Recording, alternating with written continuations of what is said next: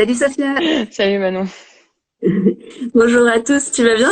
ça va et toi? Il y a eu quelques petits Ouais, soucis super. pour t'inviter au live. Exact. Ouais, désolée, il y a eu un petit couac. Il n'y a pas de souci. Ok.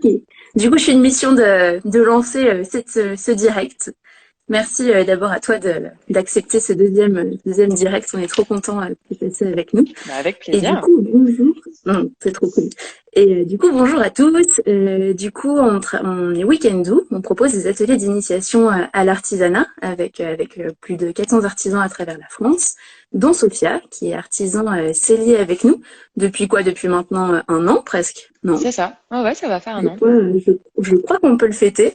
Et du coup, Sophia est sellier, artisan sellier. Et du coup, Sophia, tu peux peut-être te présenter rapidement en quelques mots?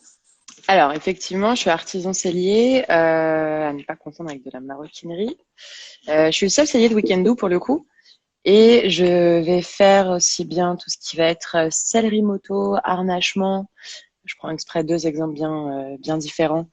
De la sellerie voiture, de la sellerie canine également, de la ceinture, un peu de sac, sans pour autant marcher sur les plates-bandes de maroquinerie.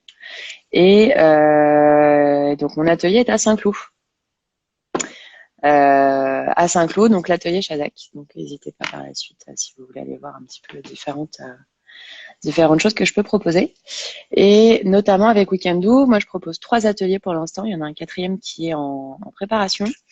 Un premier donc pour des étuis à lunettes où vous apprenez la technique de la couture main. Un second pour une pochette d'ordinateur où là du coup on est un petit peu plus axé sur le gabarit puisque c'est aux dimensions de votre ordinateur ou de votre tablette, enfin voilà, de votre support. Et le saxo où là c'est l'atelier un petit peu plus long où comment? L'atelier long, un peu plus classe, quoi. C'est ça. Mais du coup un peu plus complet aussi Un sur peu les plus long, techniques ouais, abordées. Donc voilà. carrément. Et du coup, un quatrième atelier en préparation pour faire un petit teasing pour ceux qui en veulent toujours plus et qui veulent découvrir un atelier plus long pour découvrir plus de techniques et du coup qui sera sur Exactement. plusieurs jours. C'est ça. Et on a trop hâte de le lancer. Bientôt. Trop bien. Du coup, Sophia, tu nous fais une petite démonstration aujourd'hui de filetage, c'est ça? Alors non, justement, c'est pas du filetage. Le filetage, c'est une technique de maroquinerie. Moi, je vais vous montrer tout simplement pour faire. Bah, c'est vrai que j'aurais pu sortir un exemple. Bougez pas, j'arrive. Hop. Justement, pour vous faire un exemple euh, de finition de tranche, mais à froid. En fait, selon le type de cuir, on va pas le travailler de la même manière. Là, en l'occurrence, on va être sur une pièce d'harnachement justement équestre, sachant que c'est le même type de cuir, donc même type de finition que je vais utiliser pour de la ceinture. Donc en Trop fait, bien. on est sur un cuir beaucoup plus épais. Vous voyez? Là, on est sur une seule tranche de cuir, hein, donc rien à voir avec les cuirs potentiellement de sac. Et en fait, on va venir lisser la tranche. Elle, essayez de... Ce n'est pas très Ouais, net. on voit bien. Ouais, c'est pas hyper net, désolé. Ça veut pas trop faire le focus. Mais donc en fait, voilà, on ne travaille pas de la même façon, puisque un cuir, lorsqu'on vient de le couper, pour vous montrer sur le même type de cuir justement que celui-là, on n'est pas du tout sur quelque chose de lisse, ni sur quelque chose en fait de franc en réalité. Et donc c'est tout simplement donc de la finition, mais c'est également là pour le coup sur de l'arnachement équestre, c'est également une question de confort, puisqu'en fait la pièce va être à même la peau, et si Hmm. les tranches ne sont pas suffisamment travaillées, en fait ça peut tout simplement occasionner des blessures. Ok, ça Donc marche. voilà. Et il y avait une petite question, quelle est la différence entre un artisan maroquinier et un artisan sellier? Alors je vais pas lancer le débat pour pas me faire taper dessus par mes confrères maroquiniers de Weekendoo. Putain. Il y a vrai débat alors. Ouais, il y a vrai débat. Non, en réalité, déjà de base, on ne travaille pas du tout sur le même type de pièce. Le métier de sellier vient de par son histoire en fait, est fortement lié au monde du cheval. Même si par la suite, on s'est développé également sur tout ce qui était transport. Et puis c'est surtout qu'en fait, on travaille pas forcément le même type de matériaux, ni surtout de la même façon. Voilà, moi par exemple, ok, je vais faire potentiellement du sac, sauf que on ne sera pas du tout sur le même type de finition, ni sur le même type de montage en fait qu'un maroquinier. Donc c'est Ok, surtout ça en fait la différence, c'est les types de pièces qu'on va pouvoir produire et surtout les différentes techniques utilisées. ok, ça marche. Voilà. Donc ça va, c'est plutôt clair, il n'y a pas tant de Ouais, détails. non, j'ai vulgarisé. Ok, ça marche. Eh bien, je te laisse faire la présentation alors, et puis je te laisse le full écran. Ce sera plus agréable pour tout le monde. Je te remercie Manon. À très vite, Sophia, à bientôt. Salut. Alors, bon, du coup, je vais vous montrer un petit peu. Donc, comme je viens de vous le dire, on va partir sur de la finition de tranche donc à froid. On n'est pas sur du filetage. Et là, en l'occurrence, on va être donc sur une pièce d'harnachement équestre. Désolée pour ceux qui ont vu le live précédent, je travaille sur ce genre de pièce en ce moment. Donc, j'ai par exemple, bien évidemment, il vous faut au préalable donc votre pièce à fileter pour faire vos tranches. Ensuite, il vous faut un lissoir ou lissette, ça dépend. En règle générale, ça donc se présente comme ceci. Et vous avez différentes gorges, en fait, selon donc l'épaisseur du cuir que vous allez travailler par la suite. Il vous faut du papier de verre. Donc, on n'est pas sur un trop gros grain, hein, en règle générale. Il vous faut de l'eau, tout simplement, avec une éponge aussi. Et potentiellement, selon le rendu que vous voulez, de la teinture. Et en touche finale, de la cire d'abeille. Donc, je vais vous montrer.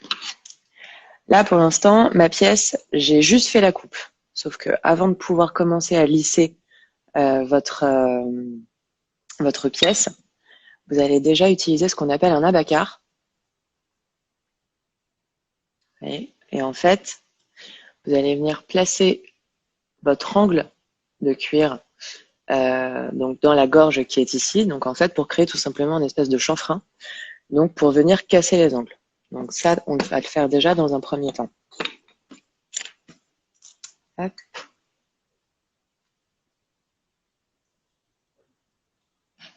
Ok. Alors l'idéal quand vous passez la bacarre déjà, c'est de vous caler en fait sur un support, tout simplement pour éviter d'avoir votre pièce qui bouge. Okay, donc, on est placé de cette façon. Et en fait, je ne sais pas si vous pouvez bien le voir. En fait, on vient vraiment retirer de la matière. Donc, au fur et à mesure.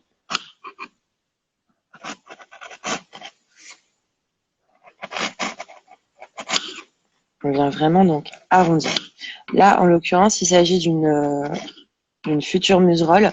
Donc, je ne vais pas avoir besoin de passer la bacarre sur l'envers, puisqu'en fait, l'envers par la suite sera doublé. Mais en règle générale, par exemple pour une ceinture, on va venir abacarrer bien évidemment des deux côtés. Alors, il y a des cuirs qui sont plus ou moins durs que d'autres. Ça dépend également de la partie dans laquelle vous la coupez. Enfin, vous coupez votre pièce. Et il y a des cuirs qui sont plus ou moins tendres. Donc, vous voyez, déjà, en fait, ça fait vraiment... Je ne sais pas si on voit bien. On vient vraiment donc casser l'angle au préalable, puisque initialement, lorsque vous coupez net, vous êtes déjà sur quelque chose qui n'est pas esthétique et aussi et surtout avec des angles assez tranchants. Est-ce que ça vaut pour les cuirs souples? Non. Là, justement, la technique de finition de tranche à froid, on va vraiment être que sur des cuirs un minimum épais. Pour les cuirs souples, pour le coup, là, c'est ce que je disais en amont, on va être principalement sur du filetage. Mais après, tout dépend en fait du type de pièce que vous réalisez. Par exemple, le filetage, je pourrais éventuellement le faire pour une pièce d'harnachement, sauf que dans le temps, ce sera pas la finition la plus adéquate, ni la plus pérenne d'ailleurs. voyez tout ce qu'on retire potentiellement. Alors, une fois qu'on a fait ça, on va passer le formoir. Pareil, même principe que pour la lissette. En fait, vous avez différentes gorges. En fait, c'est tout simplement selon l'écart que vous souhaitez mettre. Alors, il y a deux façons. Soit on est purement sur de l'esthétique, soit tout simplement, ça va venir déjà vous lisser dans un premier temps votre tranche, mais aussi et surtout vous faire cette espèce de liseré en fait, et qui soit est purement esthétique, soit va vous servir de guide par la suite pour la couture main. C'est quoi un filetage? Un filetage, c'est une technique, pour le coup, c'est la technique de finition à chaud pour les tranches, mais qui est donc principalement utilisée en maroquinerie. Et on utilise un fer à filer, c'est pour ça qu'on appelle ça en fait un filetage. Hop. Et donc pareil, des deux côtés.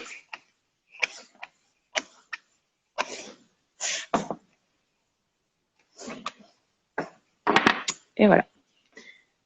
Alors là, vu qu'il a fallu que je vous montre donc pour un bas carré, du coup, il va falloir ici en fait que je retire un petit peu de matière. Donc je vais juste le parer. J'arrive tout de suite pour le coup, comme ça je ne bouge pas la caméra. Je suis à vous dans 3 secondes. Hop. C'est juste pour retirer un peu de matière. Voilà. Ok. En fait, je suis juste venue un petit peu affiner, enfin tout simplement parer en fait.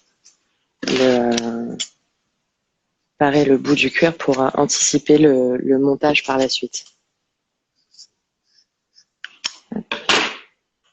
Donc, dans un premier temps, on va passer le papier de verre.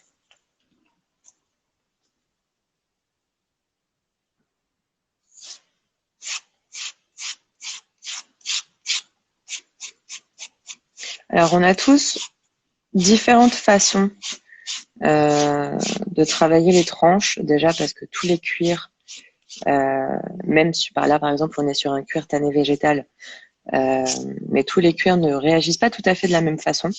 Donc à chaque nouvelle peau, à chaque nouvelle pièce parfois, parce que même parfois même comment on coupe, dans quelle partie de la peau on va couper, on va pas avoir les mêmes fibres en fait.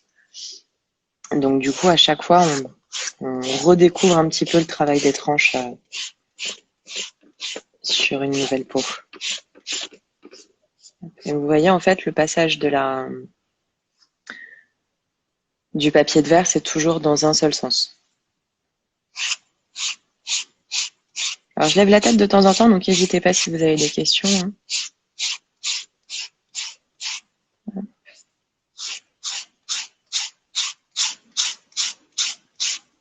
En fait, cette étape-là, c'est un peu la partie ingrate, parce que c'est une étape qui est très longue et où les gens font pas forcément attention en fait au travail des tranches. Quelqu'un de lambda, en fait, on s'en aperçoit que quand on commence à travailler un peu le cuir. Mais d'où l'ingratitude un petit peu parce que c'est très long. C'est ce qui fait vraiment toute la finition de la pièce. Mais on s'en rend pas forcément bien compte.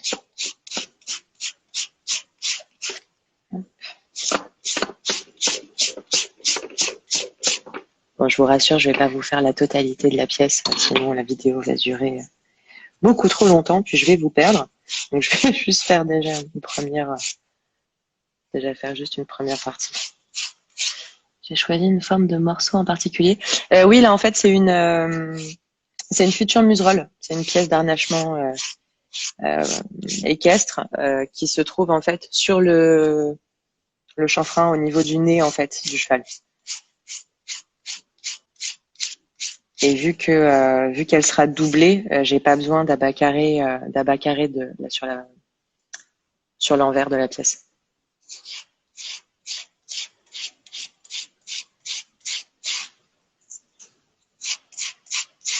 Hop, là, je sens que mon papier est un peu fatigué. une autre.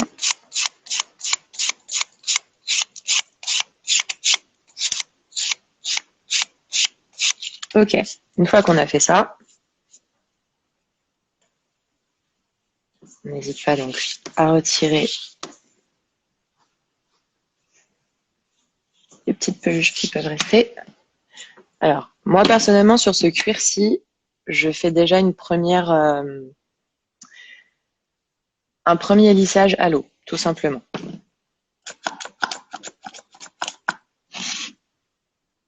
Donc, je vais venir déjà imbiber donc, ma tranche. Hop. Je ne sais pas si vous arrivez à voir le changement de couleur entre la partie qui est mouillée et ouais, ça se voit pas très bien. C'est du combien mon papier de verre? C'est une excellente question. Je l'ai pas juste à côté de moi et je crois que je n'ai même plus l'emballage. Donc ça, je vous avoue que je m'en souviens même pas, mais c'était du grain fin. C'est du grain fin et non, j'ai pas la référence à côté. Non, ouais, non, c'est surtout que j'ai même plus l'emballage en fait. Et ça fait un moment surtout que je l'avais. Hein. Je peux pas donner le numéro exact, sachant que de toute façon, comme je l'ai dit au préalable, l'idéal c'est de toute façon faire ses propres tests. Parce que ça va dépendre également et surtout en fait de votre cuir. Alors, je parle, mais du coup, ma tranche n'est plus humide. Ce cuir boit beaucoup. Donc en fait, ensuite, je vais venir donc, dans cette gorge-là, donc qui correspond tout simplement en fait à l'épaisseur de mon cuir. Et je vais nisser. Alors là, vu qu'il s'agit d'une première étape, je ne vais pas chercher à avoir une tranche parfaite, puisque de toute façon, vous voyez, même quand je la lisse, je ne la teinte pas, donc il va de toute façon falloir que je la teinte par la suite. Là, c'est vraiment d'abord pour la mettre en forme.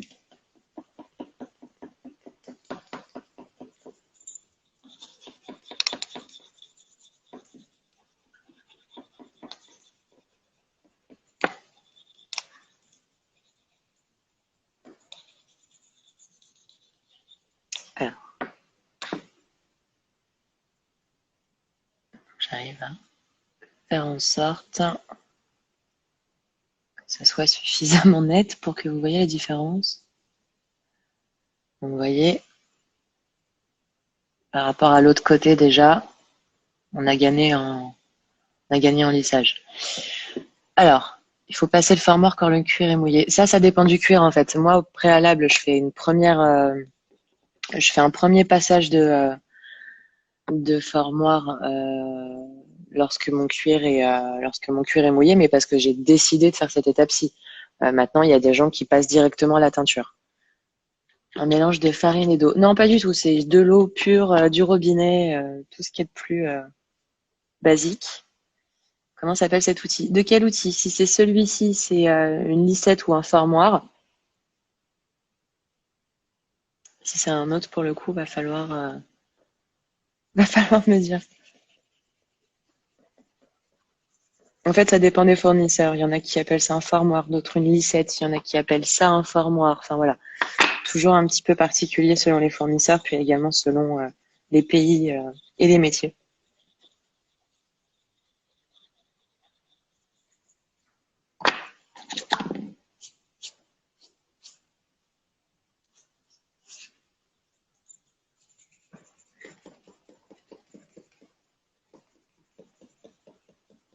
Et donc, ça demande un petit peu d'huile de coude.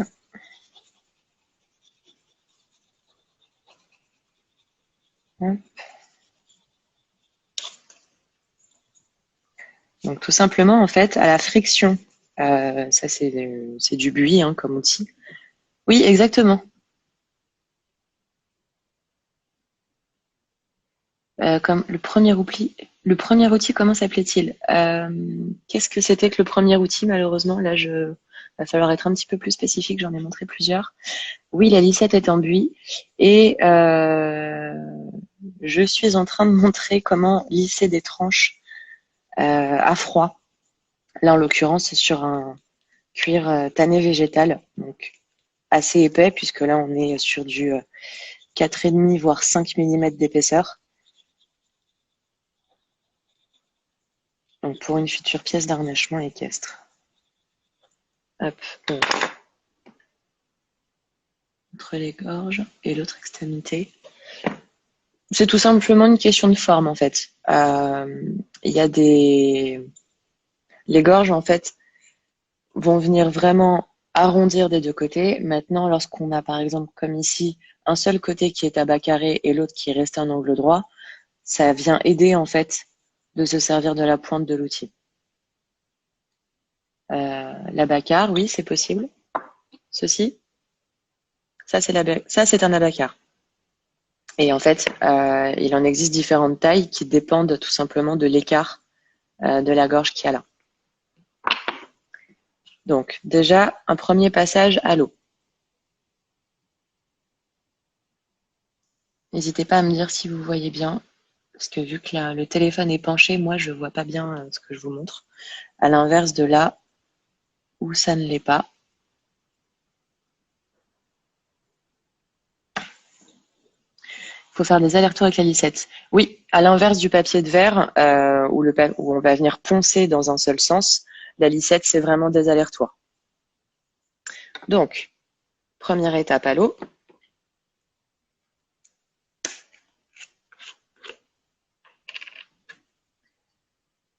Pourquoi je ne me sers pas de gomme adragante? Alors, il y a différentes façons, effectivement. L'eau remplace la gomme adragante. Alors, bon, c'est bien, vous vous répondez entre vous. Effectivement, dans un premier temps, moi personnellement, je suis pas fan de faire les tranches que à la gomme parce que ça tient pas suffisamment bien dans le temps. D'autant plus que là, on est sur un cuir noir et les tranches, il faut de toute façon les teinter. Moi, j'utilise du edge coat en fait, qui est donc, il y a différents coloris. Là, en l'occurrence, il est noir, qui contient en fait de la gomme adragante. Donc, ça va faire gomme arabique d'ailleurs. Les deux noms désignent la même chose. Et donc, en fait, je fais mon premier passage à l'eau pour former et ensuite pour teinter et pour fixer entre guillemets les fibres qui sont déjà plus ou moins lissées. Je vais utiliser nos nomenclature. Et en dernière étape, de la cire d'abeille. Cette technique à froid peut être utilisée jusqu'à quelle épaisseur de cuir minimum?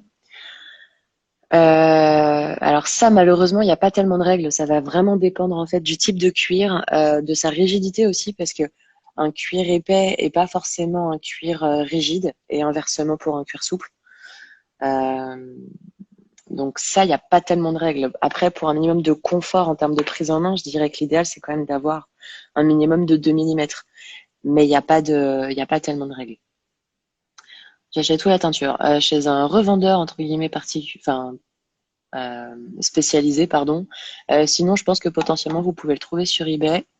Je ne sais pas si je peux dire la marque, mais le nom du produit, c'est du Edgecoat, d'une marque américaine. Je vous l'ai pas dit. Vous en avez différentes. Vous avez différentes couleurs.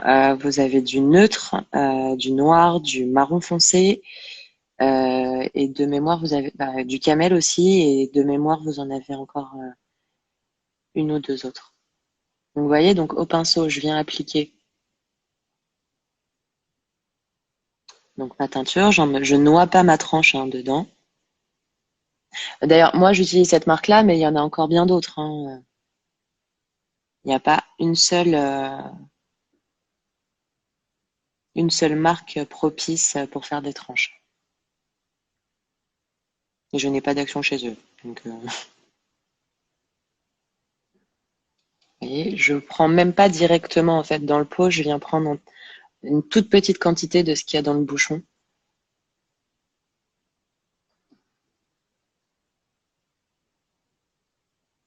Donc, je viens appliquer et je laisse un petit peu prendre.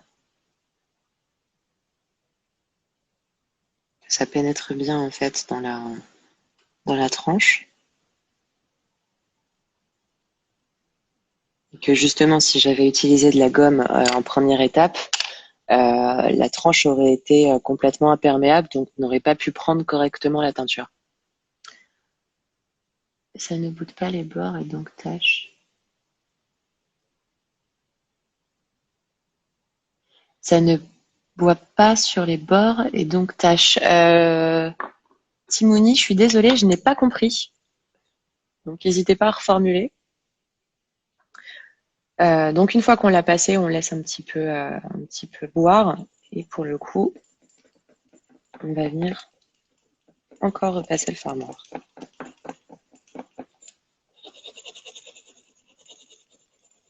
Et en fait, là, ça va vraiment être également une question d'appui. J'appuie pas énormément. Je frictionne. Pas besoin de trop appuyer, en fait. D'autant plus que sur certains cuirs, si vous appuyez trop, et si votre cuir n'a pas bu suffisamment avant, il va tout simplement, enfin, votre teinture va tout simplement s'écailler, en fait. Ça ne fait pas des auréoles sur les bords. Des auréoles? Non. Pourquoi? On est sur quelque chose d'uniforme, donc non, ça ne fait pas d'auréoles.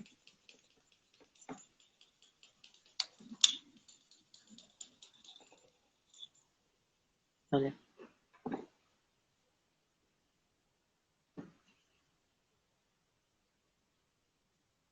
Donc en fait, ça vient vous le lisser. Ça vient également scinder en fait les tranches, pardon, les fibres des tranches justement. Là pour le coup, on voit encore quelques petites aspérités. On n'est pas sur quelque chose de parfaitement lisse. C'est justement là où on va venir appliquer donc la cire d'abeille en dernière étape.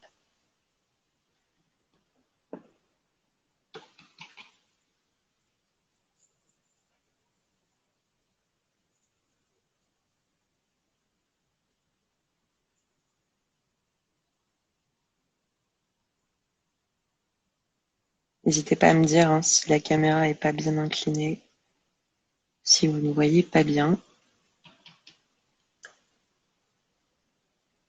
Ça dépend de son tannage. Oui, effectivement, ça dépend du tannage du cuir, mais là, en l'occurrence, je suis sur du tannage végétal. Et cette finition de tranche-là, de toute façon, ne peut se faire que sur du tanné végétal.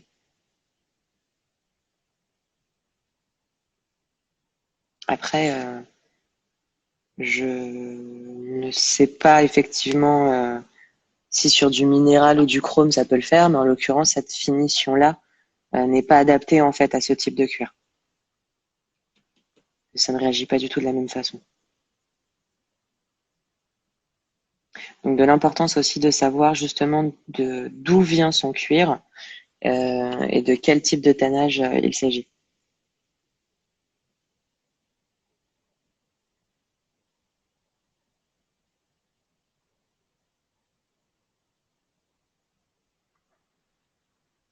Pour vous faire une idée, là la pièce sur laquelle je suis en train de travailler fait 53 cm de long.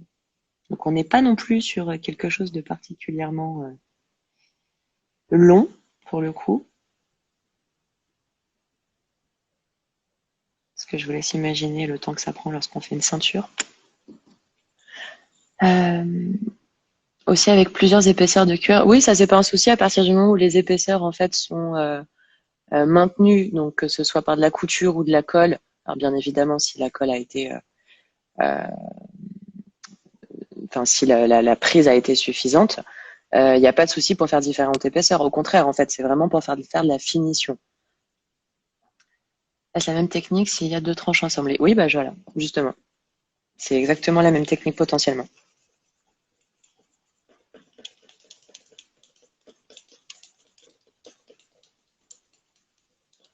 D'ailleurs, justement, si vous voulez faire une tranche parfaite lorsque vous faites un assemblage de cuir, l'idéal, en fait, ça va être d'assembler d'abord et ensuite d'assembler pour par la suite, encore une fois, couper et faire vos tranches. Ça va vous faire en fait une finition qui sera beaucoup plus propre au passage.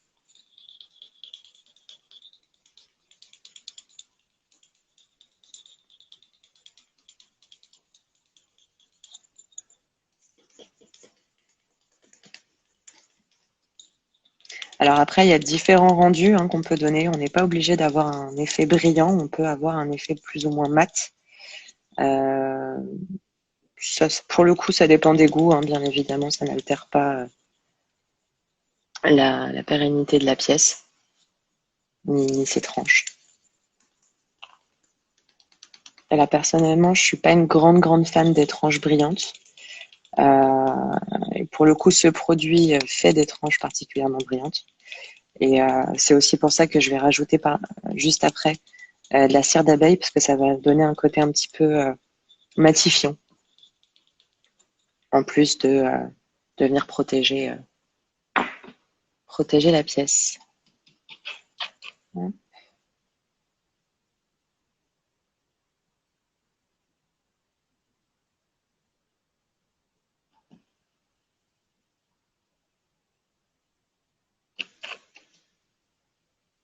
Ça va sinon vous, pas trop dur le confinement, tout ça?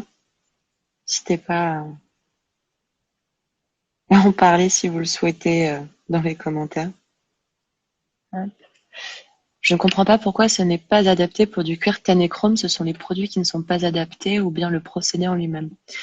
En fait, c'est tout simplement par rapport à la réaction du cuir. Un cuir tannéchrome va pas réagir de la même façon, par exemple, à l'eau ou à tout ce qui va être gomme à dragante, ce genre de choses. Ça va pas boire de la même façon. Après, j'ai envie de vous dire, si vous voulez essayer de le faire, allez-y. De toute façon, c'est en essayant qu'on apprend. Mais de base, ce n'est pas adapté tout simplement parce que le cuir n'est pas, enfin le cuir chrome en tout cas, enfin tannéchrome n'est pas un support adapté à cette finition-là.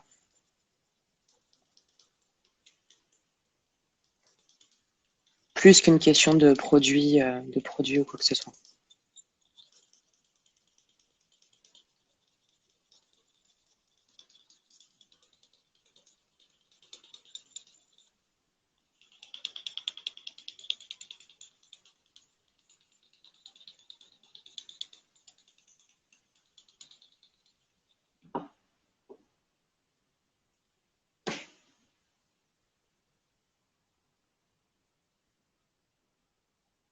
Avec le confinement, comment peut-on se fournir en cuir? Il y a des fournisseurs qui continuent de livrer pour le coup. N'hésitez pas à m'envoyer un message privé sur mon compte si vous avez besoin de fournisseurs, parce que ça va dépendre en fait du type de cuir que vous voulez. Donc n'hésitez pas à me contacter par la suite. Cette semaine sans sortir du tout, interdiction médicale, c'est long et pas fini. Je suis vraiment désolée pour vous, je compatis. Là, c'est vrai que c'est vraiment une situation vraiment des plus pénibles.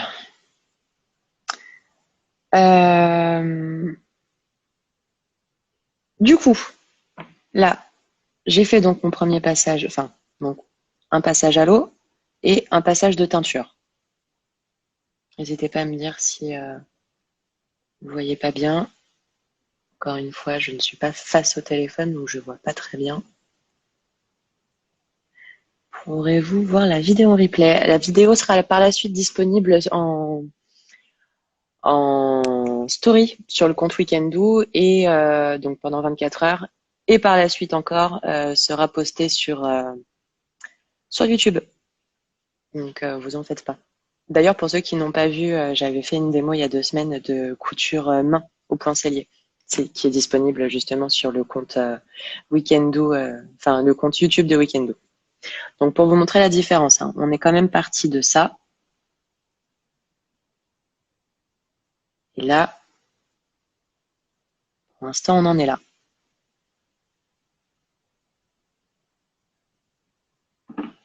Donc, je prends mon bloc de cire d'abeille. Je viens glisser sur ma tranche. Pas besoin d'en mettre beaucoup en fait. Après, ça dépend de comment on va boire votre cuir. Et je reprends et on lisse. Je vous le dis tout de suite, si vous voulez essayer de le faire chez vous, ça fait les bras.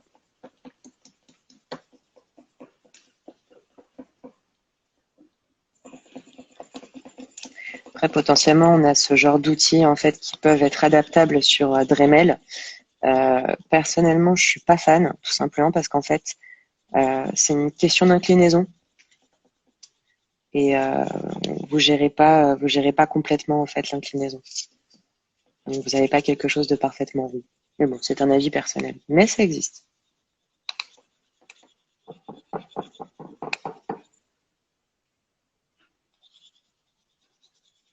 Donc, le but tout simplement de cette finition, c'est donc non seulement d'un point de vue esthétique, d'avoir quelque chose de lisse, de rond et de teint, parce qu'après on peut s'amuser à faire potentiellement des teintures de tranches qui ne sont pas forcément à la couleur du cuir de base.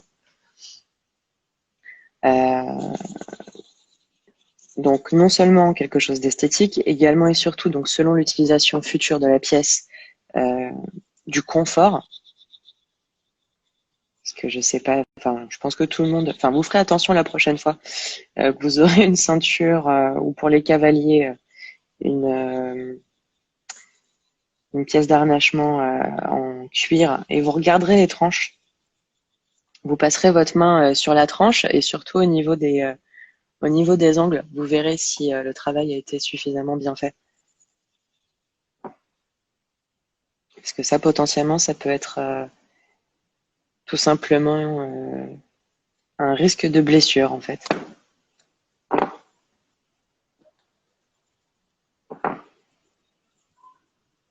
Bah, avec plaisir.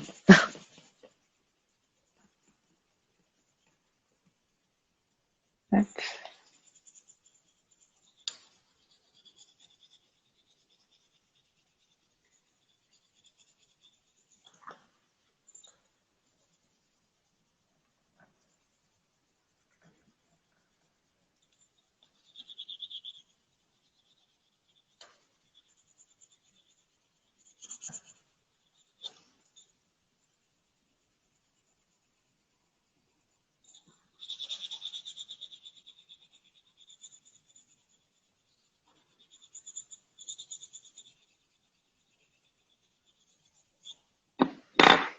Et voilà. Alors, pour la petite touche finale, je repasse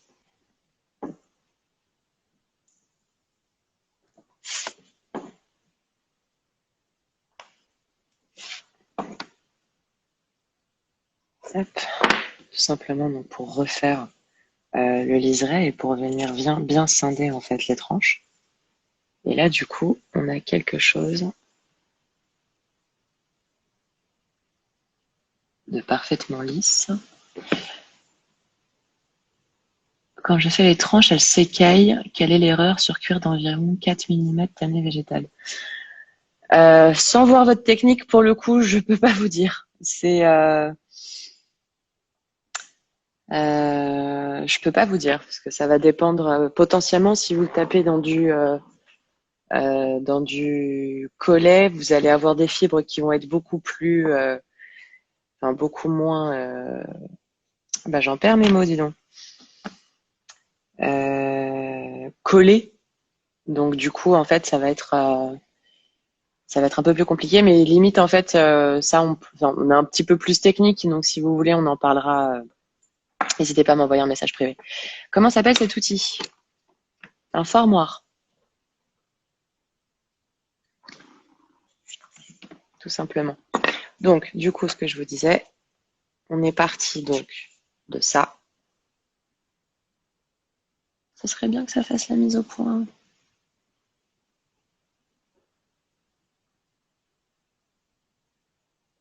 Donc, quelque chose qui n'est pas teinté, qui n'est pas lissé et potentiellement donc tranchant. À ça. Donc, quelque chose de lisse, imperméabilisé du coup, de potentiellement confortable, tout simplement au frottement. Et surtout de beaucoup plus esthétique. Moi, en l'occurrence, oui, là, je passe la teinture qu'une seule fois. Donc, je répète, passage d'abacar.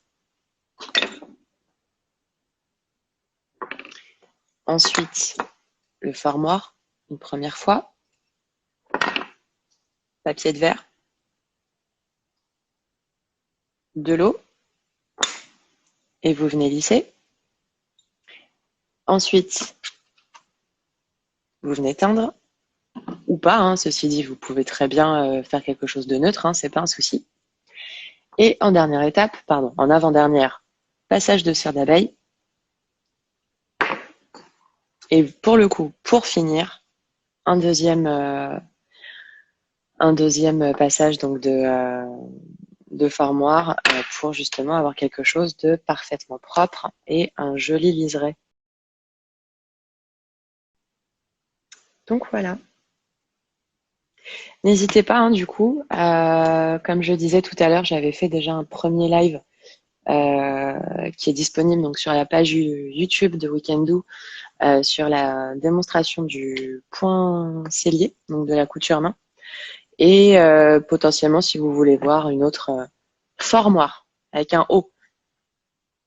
Et potentiellement, si vous voulez voir une autre technique de travail, n'hésitez pas à en parler à Weekendoo ou envoyez-moi un message. Avec plaisir. Moi, ça m'a fait super plaisir de le faire en tout cas, donc je suis ravie que ça vous ait plu. Et prenez soin de vous. Et puis au moins, j'espère que ça vous a un petit peu occupé. Je vous souhaite à tous une très bonne soirée et à bientôt.